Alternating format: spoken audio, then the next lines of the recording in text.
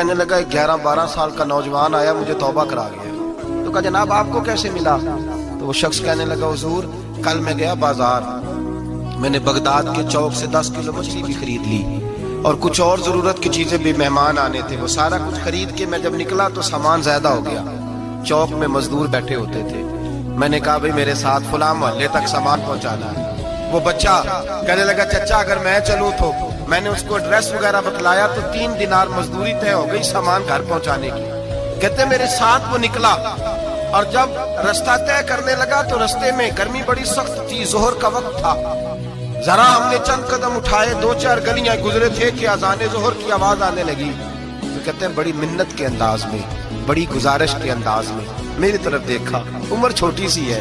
کہنے لگا چچا اگر اجازت مل جائے تو میں ظہر کی نماز پڑھ لوں. کہتے ہیں میں ایک جگہ پھٹے پہ بیٹھ گیا اور گپے کرنے لگا, سامان وہاں رکھا, میں نے کہا پڑھ لے نماز. کہتے ہیں بچہ نماز پڑھنے چلا گیا, باقی لوگ دیر سے آئے, وہ نماز پڑھ کے جلدی آ گیا. میں نے کہا بیٹے تو جلدی آ گیا ہے؟ کہنے لگا اس لیے جلدی آیا ہوں کہ آپ یہ نہ سمجھے یہ کام چور ہے, میں نے نفل چھوڑ دیے ہیں, فارغ ہو کے پڑھ لوں گا. کہتے ہیں سامان اٹھایا, رستے میں گرمی شدت کی تھی, اس کا پسینہ بہنے لگا, میں آگے بڑھا.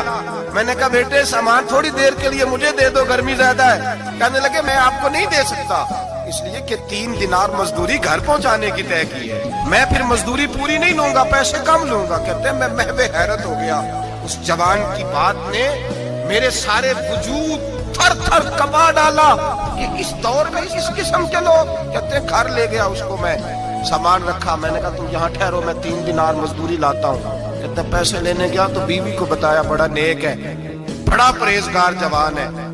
کہنے لگی روٹی پکی ہوئی ہے, اسے کہو دوپہر کا کھانا کھا لے.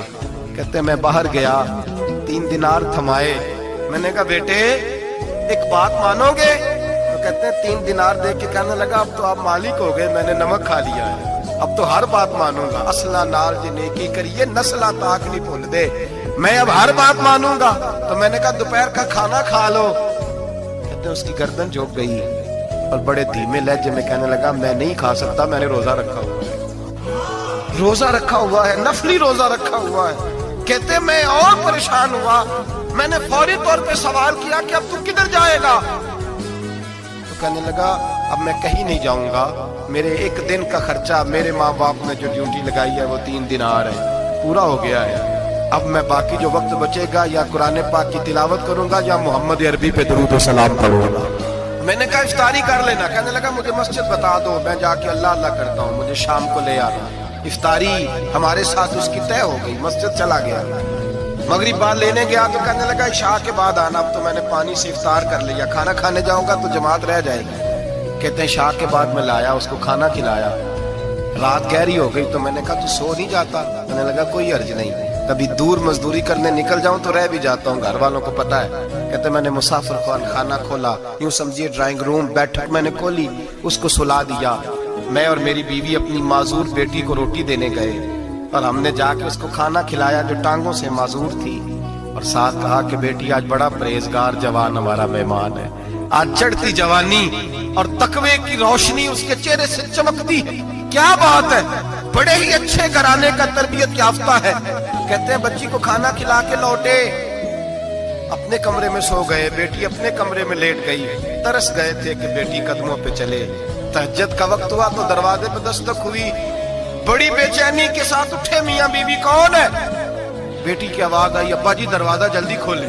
کہتے ہیں کلیجے پھٹنے لگے, ذہن بکھرنے لگے, سوچے ہیں کہ وہ 2-1 منٹ ہمارے اوپر پہاڑ بننے لگے. دروازہ کھولا تو وہ بیٹی جس کے لیے ترس گئے تھے کبھی چلے گی, وہ اپنی ٹانگوں پہ کھڑی ہے, کبھی دوڑ کے ادھر جاتی کبھی دوڑ کے ادھر آتی. کہتے ہیں میں تڑپ گیا. بیوی بھی رونے لگی, بیٹے یہ کیا ہوا؟ ہم تو مایوس ہونے لگے تھے معاذ اللہ کہ اب تو ٹھیک نہیں ہوگی, کیا ہوا؟ کہنے لگے ابا جی اماں جی آپ نے بتایا نا نیک جوان آیا ہے, نیک آیا ہے. تو میں آپ چلے گئے تو میرے دل میں خیال آیا, اے اللہ اگر وہ واقعی نیک ہے تو اس کے صدقے مجھے شفائی عطا فرما دے. یا ایھا الذین آمنوا اتقوا اللہ وابتغوا الیہ الوسیلہ, اے اللہ صحت ہی دے دے. کہتے ابھی میری دعا بھی پوری نہیں ہوئی کہ میرا وجود حرکت کرنے لگا, اور یہ دیکھو میں اٹھ کے کھڑا ہو گئی ہوں.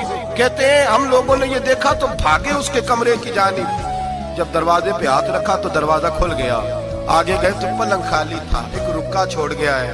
کہنے لگا مجھے پتا ہے میری حقیقت کھول گئی ہے، میں تو اللہ کا بندہ ہوں.